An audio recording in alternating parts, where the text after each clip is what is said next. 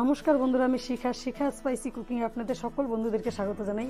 বন্ধুরা, আমার রান্নার রেসিপিগুলো দেখে যদি আপনাদের ভালো লেগে থাকে তাহলে অবশ্যই লাইক করবেন, শেয়ার করবেন, কমেন্ট করবেন, সাথে চ্যানেলটিকে সাবস্ক্রাইব করে দিবেন। চলুন তাহলে দেখে নিই আজকে আমরা কী বানাবো। বন্ধুরা, আজকে আমি নিয়ে এসেছি আপনাদের সামনে একটু অন্য ধরনের ডিমের রেসিপি।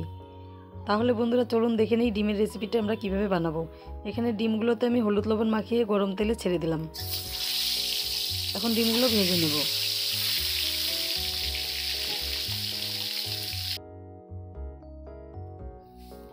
বন্ধুরা, ডিম তো আমরা অনেকেই অনেকভাবে খাই। এইভাবে একবার ডিম রান্না করে খেয়ে দেখবেন, সত্যি বলছি বন্ধুরা, ডিমগুলো খেতেও অসাধারণ টেস্ট হয়।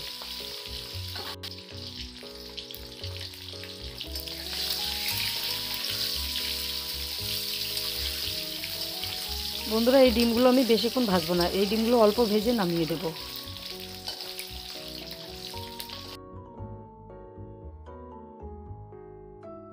এই দুটো ডিম একটু বেশি ভাজা হয়ে গেছে, আমি আগে নামিয়ে দিচ্ছি।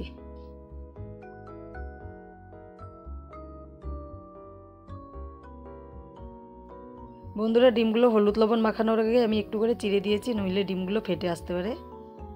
আপনারাও একটু চিড়েই রান্না করবেন, এটা কম বেশি সবাই জানে, তবুও বলে দিলাম।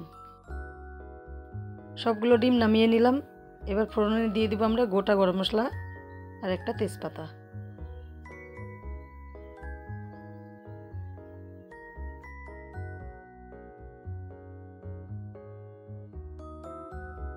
গোটা মশলাটা ভাজা হয়ে গেছে, এবার আমরা দিয়ে দেব মশলার পেস্ট। মশলার পেস্টে নিয়েছি আদা, লঙ্কা, রসুন আর টমেটো, একটা কাঁচা লঙ্কা, এগুলো একসঙ্গে আমি পেস্ট করে নিয়েছি। পেস্টটা দেওয়া হয়ে গেছে, এবার এর সঙ্গে দিয়ে দেবো শুকনো মশলাগুলো। শুকনো মশলাতে আছে হলুদ, লবণ, ধনে গুঁড়ো, লঙ্কা গুঁড়ো। এবার ভালো করে মশলাগুলোকে আমি কষিয়ে নেব। বন্ধুরা, এই রান্নাটাতে আমি জিরা একদমই ব্যবহার করব না। এখন এর সঙ্গে দিয়ে দেব পেঁয়াজের পেস্ট। এখানে আমি একটা পেঁয়াজ পেস্ট করে নিয়েছি, সেই পেঁয়াজের পেস্টটা দিয়ে দিলাম।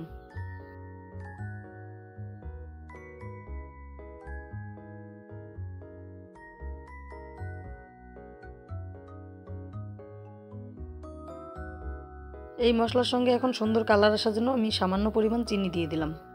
চিনিটা আপনারা চাইলে নাও দিতে পারেন, তবে চিনিটা দিলে তরকারিটা খেতেও ভালো লাগে।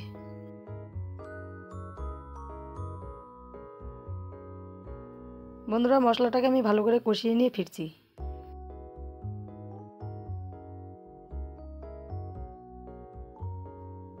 মশলার যে জলটা ছিল সেটা ভালো করে শুকিয়ে গেছে। এখন মশলাটা আর সামান্য কিছুক্ষণ ভেজে নিয়ে তারপর আমরা জল দিয়ে দেব।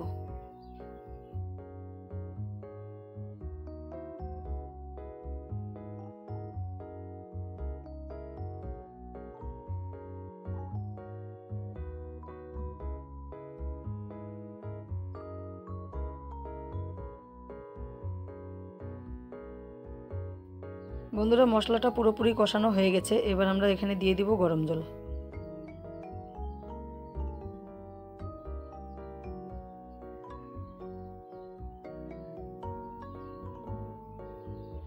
জলটা দেওয়া হয়ে গেল, এবার আমি ভালো করে মশলার সঙ্গে জলটা মিশিয়ে নিব।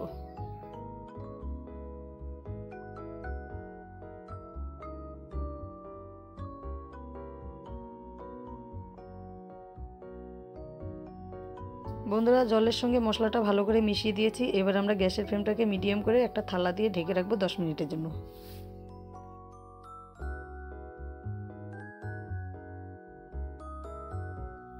বন্ধুরা, ডিমগুলো ভেজে নেওয়ার পর আমি একটা ডিমকে 4টা করে লম্বা টুকরো করেছি। আপনারা যদি এভাবে ডিম রান্না করে খেয়ে দেখেন তাহলে বুঝতে পারবেন বন্ধুরা ডিমের কতটা টেস্ট বেড়ে যায়। 10 মিনিট হয়ে গেছে, এবার ঢাকনাটা খুলে দেব।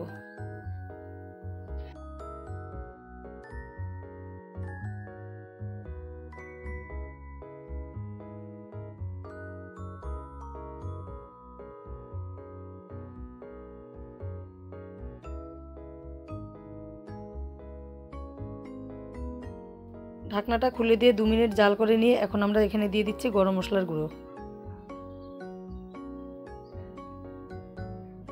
আর এর সঙ্গে দিয়ে দেব আমরা কস্তুরি মেথি ভাজা কস্তুরি মেথিটা আমরা গুঁড়ো করে নিয়েছি, সেটাও দিয়ে দিলাম। এবার ভালো করে ঝোলটাকে নেড়েচেড়ে দিয়ে এখন দিয়ে দিব ভাজা ডিমগুলো।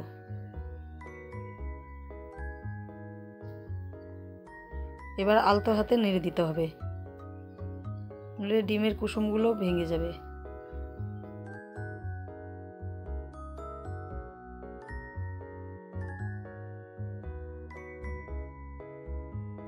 বন্ধুরা এখন আমি আরও 10 মিনিটের জন্য ঢেকে রাখবো, একইভাবে গ্যাসের ফ্লেমটাকে লো করে রেখে। 10 মিনিট হয়ে গেছে, এবার ঢাকনাটা খুলে দেব। এখন আলতো হাতে আবারও একটু নেড়ে দেব।